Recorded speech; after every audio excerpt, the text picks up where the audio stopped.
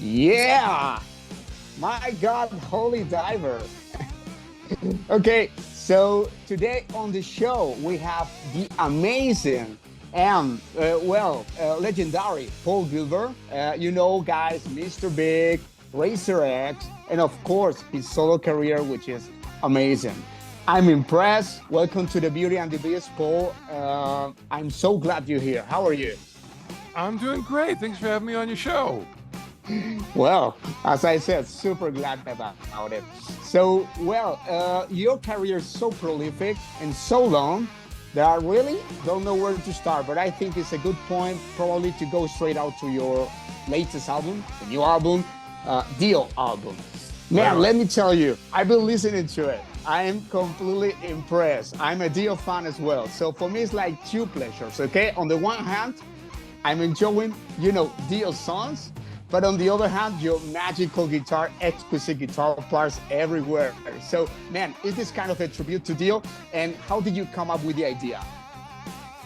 Well, I wanted to improve my guitar playing and expand my style by learning how to play melodies. And the masters of melody are singers. So I made a list of singers that I could learn from.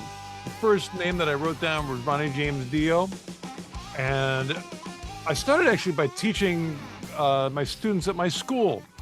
I would learn a melody and show them in a guitar lesson. And the more I taught it, the more confident that I felt about it. And finally I thought, I think I could do a whole album of this. And of course I can pull from Black Sabbath, from Rainbow, and from Dio. And, there's so many cool songs to choose from. And for me, it's like the best guitar lesson in the world for myself. And Ronnie James Dio is my guitar teacher. I can't believe that you are still saying that you're learning to play melodies.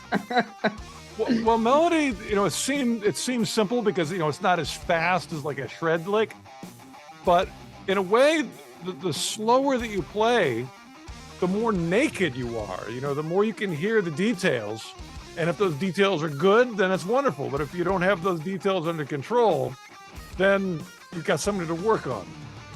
And Yeah. and vocalists tend to be very expressive. It's not just playing a note; it's the sounds that come in between the notes, and the way you travel from one note to the next, and the vibrato and the sliding, and all these contrasts of expression. And so there's a lot of detail to get it right, and it's just a whole different language than if you're playing a scale fast. So I really want to improve in that. It's really rewarding. I love the sound of it. Indeed, I was wondering precisely about that. Look, man, I'm a guitarist myself. Of course, I cannot compare myself to someone like you or Satriani or Steve Vai, these guys like you who are virtuosos. But I was wondering, and I was going to ask you precisely about this. The process, how is the process of, turning a vocal tune like Dio's melodies into guitar? What was the most challenging track for you, and how was in general, the process to come up with this wonderful album? Well, I did a lot of work beforehand, not only learning Dio melodies, but just learning really hundreds of melodies of different singers that I like, to just learn to get better instincts and to train my ear about what to listen for. Because if you don't know what the sound is, it's not going to be, you're not going to be able to play it. So you have to start training your ear to hear all these details, and so much of it is the contrast. If you're practicing a scale, sometimes the only thing that changes is the note. You might play A, B, C, and the note changes. But when you're playing a scale, usually everything else is very much the same. The same texture, the same volume, the same attack, the same, everything's legato or everything is staccato, and you just change the note. But with a vocal line, everything is changing. If you play one note with a pick harmonic, the next one you don't, because that'll follow the vowel sound. Or if one note is short and staccato, the next note will be legato. So there's this constant change to create emotion. The more contrast you have, the more emotion you have. And so it, like any technique, it takes some getting used to, because suddenly, if you're used to scale practicing, keeping everything the same, then it's very unusual to have to change everything all the time. Yeah, I guess so. And man, was this a kind of tribute to Dio anyway, or it was a challenge, like you said at the beginning, for yourself? Like, I want to do something about Dio because it's a challenge for me, or as well, it was a kind of tribute? Well, thankfully, I'd done a lot of it already, so I felt that, I was ready to take on the Dio songs, and a lot of it, I would make my challenges small. Instead of trying to memorize a whole song, I would just like focus on like, okay, what's the first line of the verse? And I'd really listen to the details. And actually, if you go to YouTube, you can find a lot of the Dio vocals isolated. So I would download those, and I could listen to his vocals without any of the instruments and really hear the details of it. And so the first step one is just training my ear to hear what he does, and then to try to follow it. And then I have to decide, like, okay, what's the best way to do it? Should I use my fingers? Should I use like a slide bar? Should I bend? Should I, slide or hammer? Or, how do you get from one note to the next? And, because I've done it a while, usually I can make the decisions quickly. And then, of course, you listen to it, see if it feels right. But it was just fun. I enjoyed it so much. And as I was playing it, the hair kept standing up on my arms. I can't believe it. I was watching it just going like, wow, I've never had this happen so much. I was curious, like, I'm not quite sure why that happens, but playing Dio music, it happens a lot. Any track on the album in particular gave you those goosebumps or whatever? And in particular, because for me, it was Man on the Silver Mountain. I don't know why, cool. But when I listened to that one, I think people haven't listened to it because it's not released yet, right? But for me, it was pure goosebumps. For you, which one? I think, there are certain parts. I was really happy with the first two notes of Neon Nights. That's why I put it first. Because just, Dio sings two notes. Oh no! And you could have any singer come in and sing those two notes, and it's not going to sound the same as the way Ronnie did it. And so that was my challenge. It's like, okay, two notes, but can I get it? Can I get the magic and the emotion and the and the soul that Ronnie puts into it? And I really tried hard, and sometimes I would get close to it, sometimes maybe not, but that one felt good to me. And you always will. And I would say also, like, the very end of the record, which is the last in line. Oh, the vocals on the outro to me were just like, it was really working. Like I was really able to connect with what I felt from Ronnie. So maybe the very beginning and the very end, and hopefully the middle's good too. Amazing.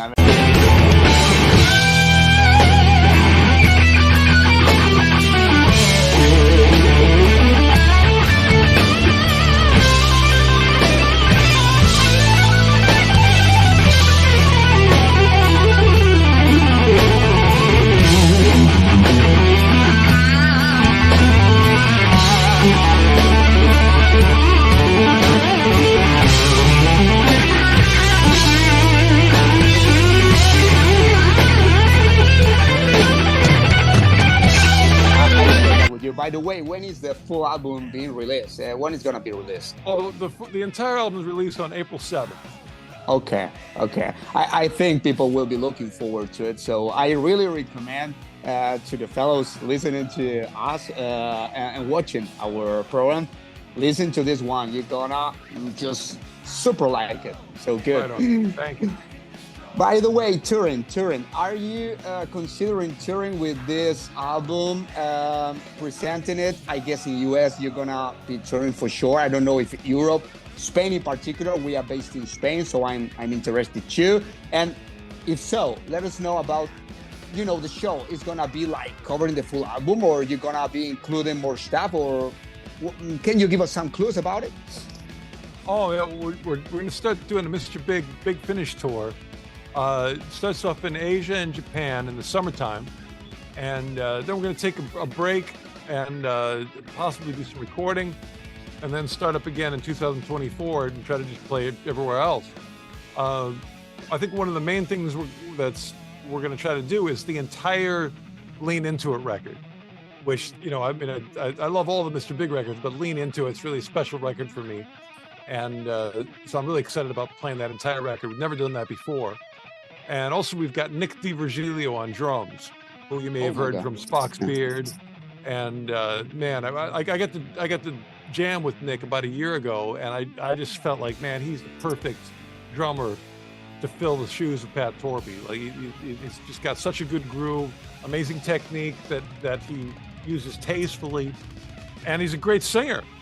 And that was a big part of what Pat brought to the band, was not only his drumming, but to the harmonies that we had. You know, Pat had probably the strongest voice in the harmonies of Mr. Big.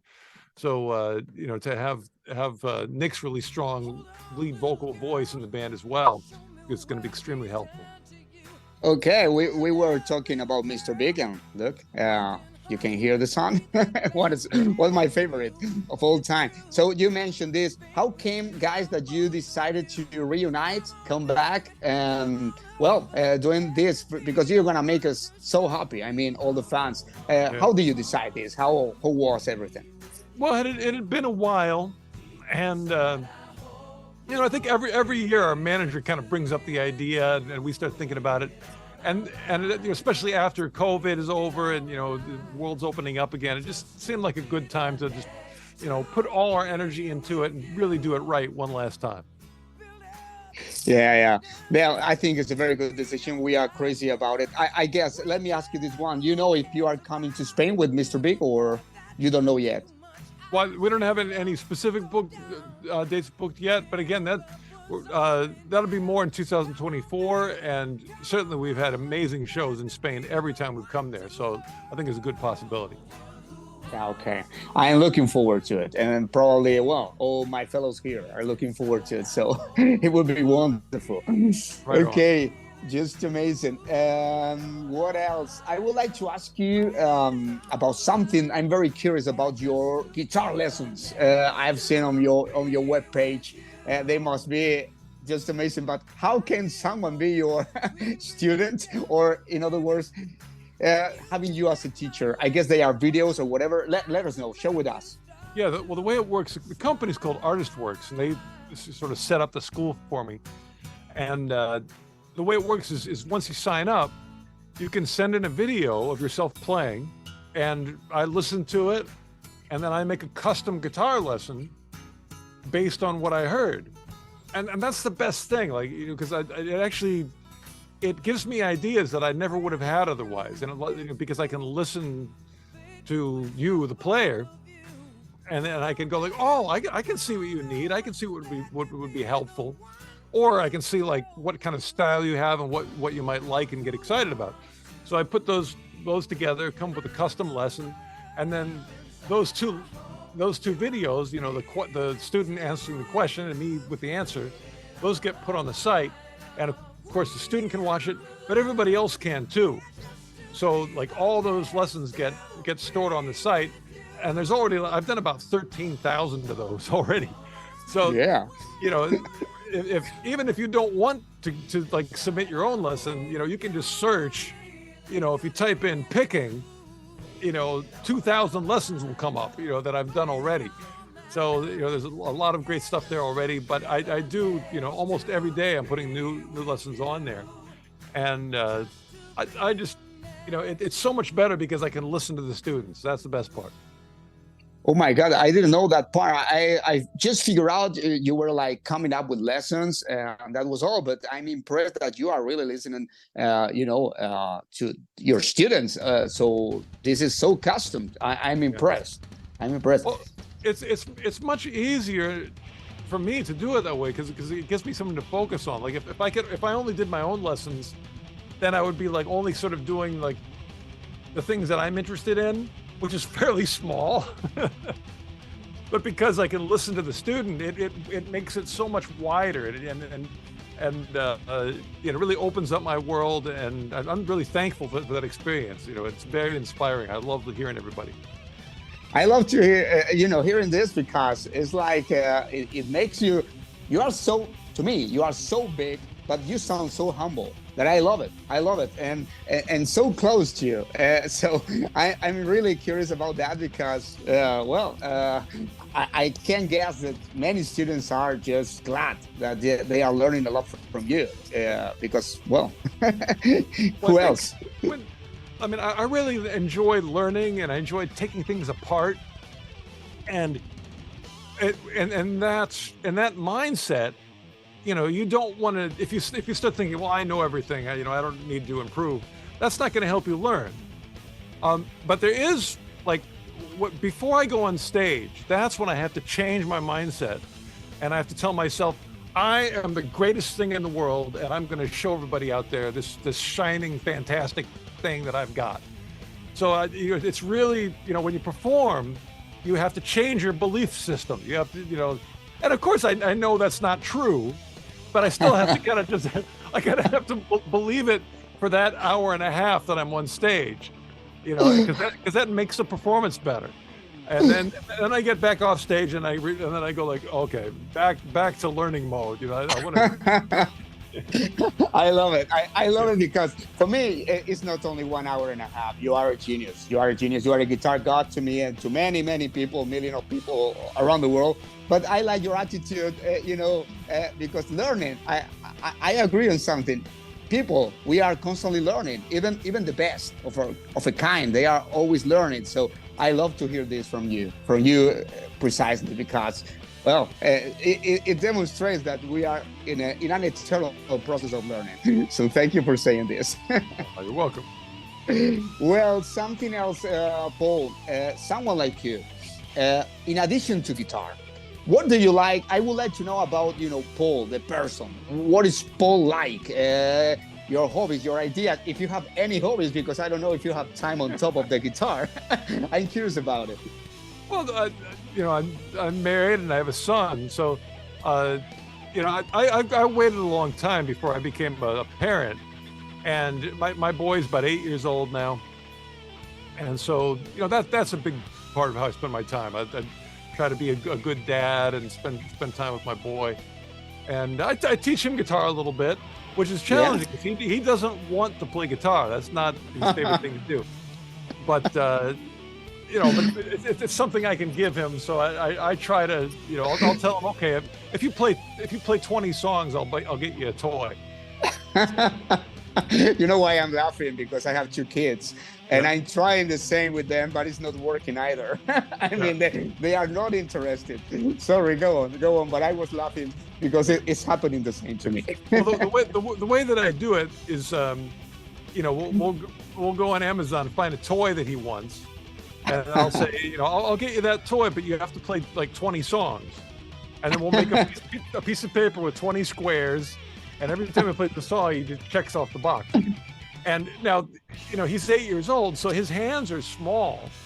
And so I play the chord and he strums. Oh, yeah. And it's gotten to the point now where he knows the difference between like a straight groove, a shuffle, and a 6/8. Oh, good. and I've learned from teaching that like that kind of thing, that's not a guitar skill, that's a musician skill. That's a thing that you have to know if you're a drummer, a bass player, a singer, like to be able to feel the difference between a swing or a straight groove or a 6/8. Like that has nothing to do with your scale practice. That has to do with your ability to feel music as a musician. Yeah. And so to me, to like give him those lessons, I mean, not just him, those I try to give those lessons to my students, but it's always surprising to me when I teach that I always thought that playing guitar was the hardest part, like training your fingers. That's hard. It takes years of practice. But to me, like the musician part, like being able to feel a groove or to have instincts about the structure of a song, like where the verse changes to a chorus. I said, that's the easy part. It's not. a lot of people really, that's where they need the most help. Like they know how to play, but they don't understand how a song's put together. So, that's the thing I've learned as a teacher is like those parts that were like an instinct to me, just because I listen to a lot of music. Some people really, that's where they need the most help. Yeah. I agree with you. Well, and something else, Paul. On top of everything you do, your family, your son, your so busy life, do you have time to discover new music, or no time for that? And if so, if you discover new music, can you make a recommendation to the audience, something that you have been liking lately? Yeah. Well, a lot of times when I try to learn, when I say new music, it's I just mean music that I haven't heard before. It doesn't necessarily mean it's created recently. It could be like very old music, but I just never heard it. I've never just so to me it's still new to me. Oh yeah. And that's I like to research about the music that might have influenced my heroes. So for example, like if I'm a fan of Eddie Van Halen, Yeah. I'll think like, well, who did he listen to? And one of the things I thought of was like, well, Eddie Van Halen's dad was a musician, and I didn't know. yeah, and Eddie Van Halen's dad played the jazz clarinet, and I thought, I don't know anything about jazz clarinet. That's like really something I just never listened to. But Eddie, I bet he heard a lot of it growing up because that's what his dad did. Yeah. And I bet he was playing around the house all the time. So somehow that's a part of Eddie Van Halen's musical instinct is jazz clarinet. I thought maybe I should listen to some. So it's easy to research. You go to the computer, type in jazz clarinet players, and all the best people are going to come up. And so that's what I did. And I made all kinds of great discoveries, and it really improved, my ability to hear like jazz and blues, and that gets into my rock playing, and so that kind of thing. I want to find out where did my heroes come from, because they were listening to other musicians or their parents. And same thing like Pete Townsend from The Who, his dad was a jazz clarinet player too. So that's the kind of research I'll do. I kind of go back in time to discover things that I never heard. It makes a lot of sense, of course, and that explains why your compositions are so rich, and you always surprise us. So it makes a lot of sense. Well, Paul, I don't want to keep you a long time because we have discussed about, I would say, everything that is current. Okay. But I would like to say a big thank you for being here as well. I would like to invite you to add anything that you want to add before saying goodbye.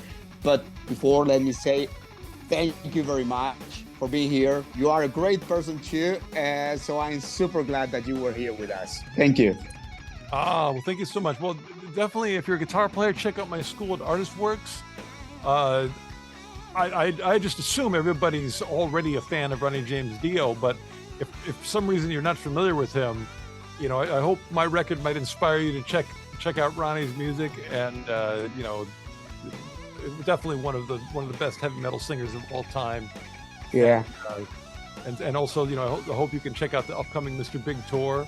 And thanks everybody just for listening to me play the guitar. Yeah, thank you. You are making something special to us. So we are so grateful. And yeah, maybe for the young people, Dio is a discovery. Probably for us, it's something Dio was there. I'm a super fan too. But for young people, it's a good recommendation. So thank you for saying that too. Okay, Paul, thank you very much. The best of luck with this new album, although you don't need luck, because luck is only when it's necessary. You don't need it. And well, looking forward to having you here in Europe, in Spain. I hope that happens soon. Right on. Thank you so much. I'll talk to you later. Thank you so much. Okay. See you. Bye-bye. Bye.